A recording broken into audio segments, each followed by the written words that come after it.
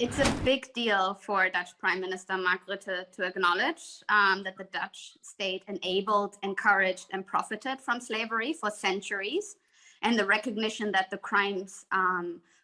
amounted to crimes against humanity will also lay the path for accountability of the Netherlands. And the formal apology is therefore an important first step, but not the last step, toward a reckoning with its slavery past and the impacts it has on descendants of enslaved people today. It serves also as a healing for those descendants, and many of whom are also living in the Netherlands. So you could say that obviously this apology comes 150 years too late since the abolition of slavery, but it is nevertheless a signal that things will change, and change that will now need to be translated into action.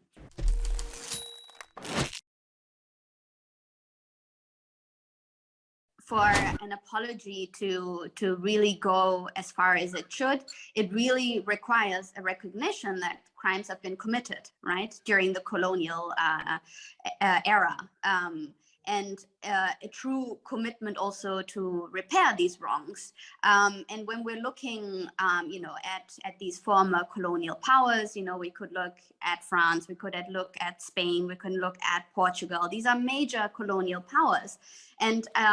the way also they still view their colonies, there is still somewhat of a romanticization, like a glorification. It really requires also to acknowledge that that what they have done was wrong, and to also put this in school curriculum so that children are being educated about the colonial and slavery past, and not in a glorifying way, but in a way that's an accurate account of what truly happened, and acknowledging that the commission of crimes, and also to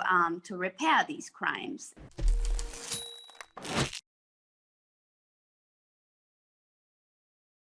The European Commission issued after George Floyd the action plan against racism, which requires European member states to adopt national action plans against racism, which also should include a reckoning with colonial pasts, because structural racism nowadays in these former colonizing powers is often also linked to whether it's mentality or other linkages to their colonial past or slavery past. And so national EU member states should really